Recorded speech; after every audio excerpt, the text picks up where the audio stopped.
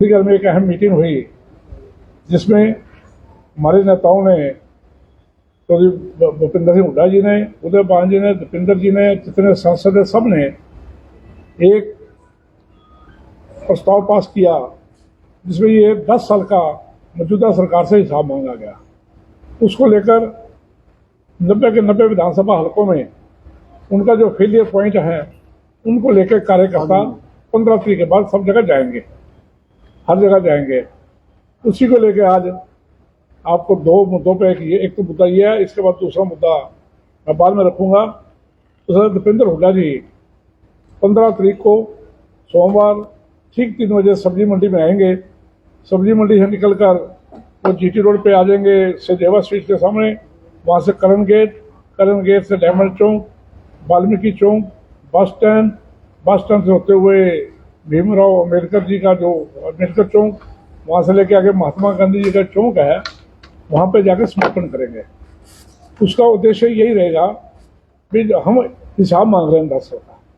उसके बीच में देश में सबसे ज़्यादा बेरोजगारी हरियाणा में, ये क्वेश्चन मार्क है क्यों? बीजेपी की केंद्र सरकार में हरियाणा को देश का सबसे असुरक्षित राज्य क्यों कहा गया?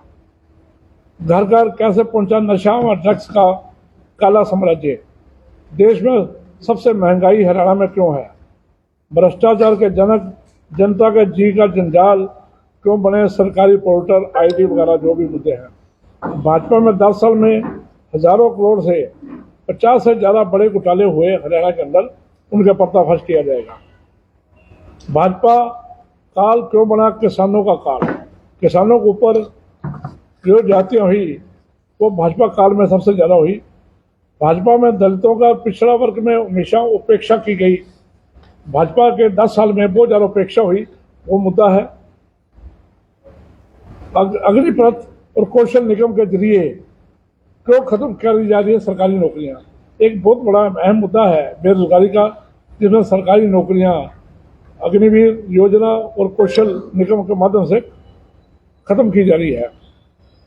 हर वर्ग पर लाठी और गोलियां क्यों बरसाई जाती हैं?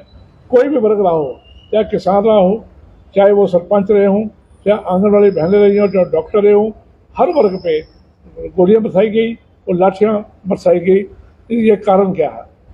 हर वर्ग इंफ्रास्ट्रक्चर विकास के शून्य पर क्यों लेकर आई बीजेपी? विकास जो शून्य है उस पर बीजेपी लेके आई है। 2014 से 2009 तक चुनावी घोषणाएं पूरी क्यों नहीं हुई?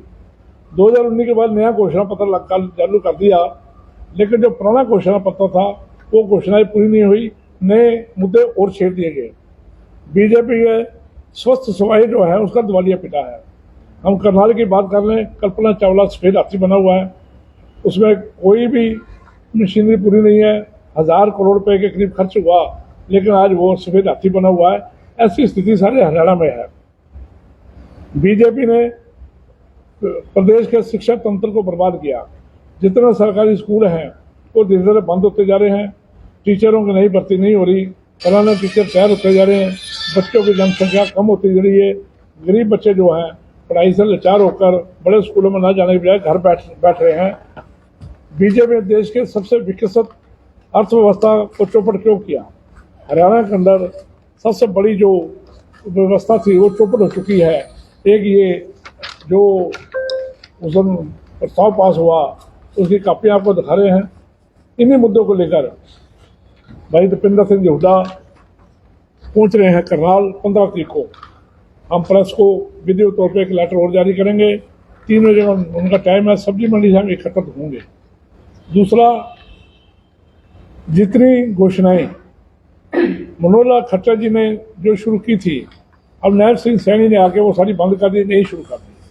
क्या ये लोगों के बहकाने का मुद्दा है या मनोहर लाल खट्टर जी द्वारा जो योजनाएं थी उनको फेलियर माना नैब सिंह सैनी ने? तीसरा, कुछ दिन बड़े इकट्ठे आते रहे, अब अलग अलग हो रहे हैं। इससे साफ जा रहा है कि कहीं ना कहीं या मनोहर लाल जी का फेलियर है, नैब सिंह सैनी उनके साथ नहीं चलना चाहते, या नैब सिंह सैनी का फेलियर है, मनोहर लाल जी उनके साथ नहीं चलना चाहते।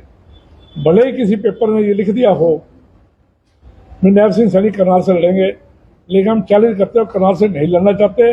और हम उनको कहते हैं कि करनाल से चुनाव लड़े। करनाल का हर कार्यकर्ता, जो बाई इलेक्शन था वो तो एक सोची समझे सिस्टम के तहत लड़ा गया, उसमें सरकारी मशीनरी का दुरुपयोग हुआ, उसमें पैसों का बहुत बड़ा खेल खेला गया, उसमें हर तरह के वर्करों को धमकाया गया, व्यापारियों को डराया धमकाया गया। तो 3 महीने का हवाला देकर भी 3 महीने के लिए सारा काम है, क्यों कांग्रेस के साथ लगते हो, ये सारे औषध करने अपनाने के बाद वो जीत पाए हैं। अगला चुनाव हमने अब सिंह सैनी को चैलेंज करते हुए करनाल से लड़के दिखाए। वो भागना चाहते हैं, करनाल के लोग उनको भागने नहीं देना चाहिए, यहीं से हरा के वापस भेजना चाहते हैं। अब सबको विधिवत तौर पर 15 तारीख के लिए बुला लिया जाएगा और 15 तारीख को आगे ये कवर करें।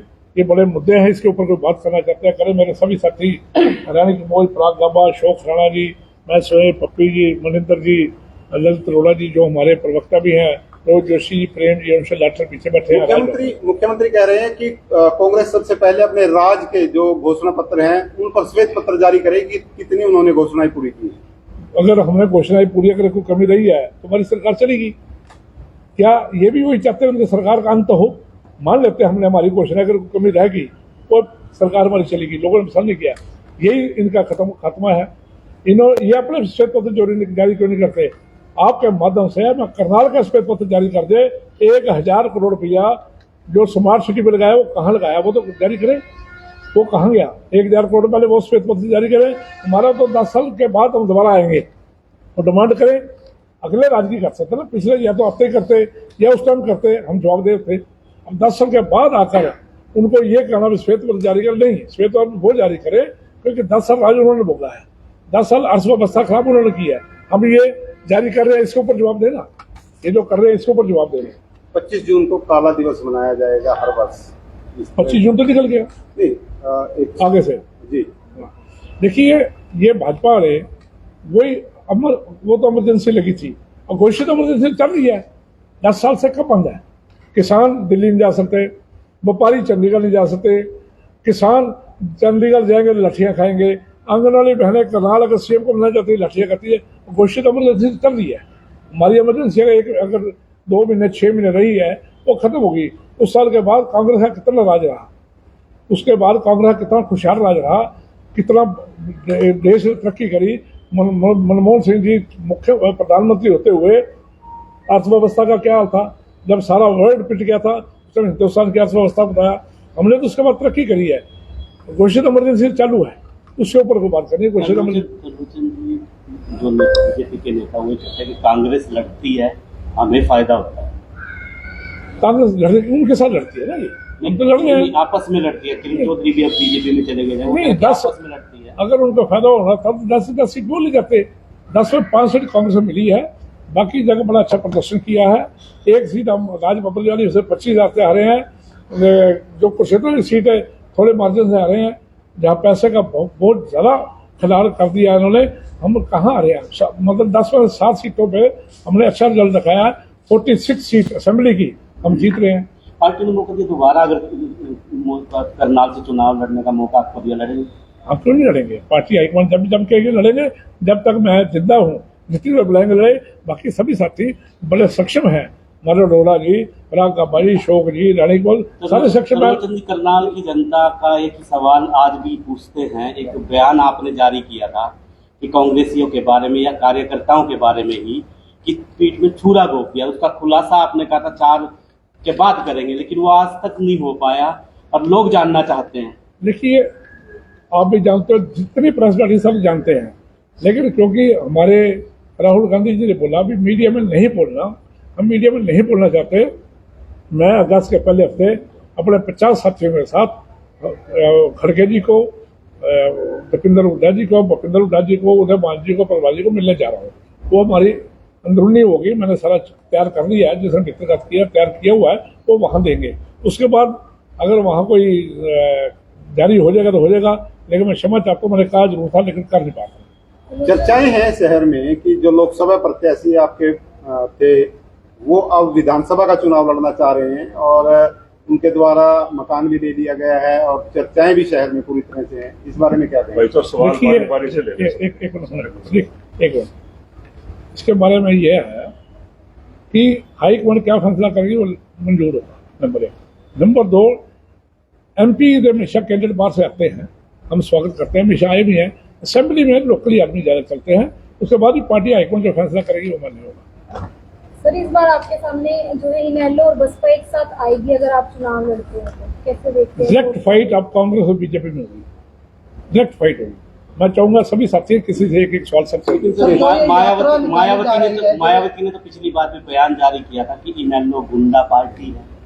देखिए, मायावती जी का बड़े सम्मानीय नेता है, लेकिन उनका अब सिस्टम खत्म हो चुका है। वो अब राजनीति में शून्य पे जा चुकी हैं, इसलिए वो किसी से समझौता करे कांग्रेस को फर्क नहीं पड़ता। कोरोना की अभियान निकाला जा रहा है, कांग्रेस पार्टी का साथ दिखाई दिया। दीपेंद्र हुड्डा जी होंगे, उनके साथ कौन आएगा वो बता देंगे। किस लिए ये यात्रा निकाली जा रही है, क्या उद्देश्य है? इसका उद्देश्य ये है कि जो 10 साल भाजपा ने जो कार्य किए हैं, जो उन्होंने वादे करके आए थे, जो उन्होंने यहाँ पे लोगों को बताया था, उस समय उन्होंने कुछ भी पूरा नहीं किया। उसके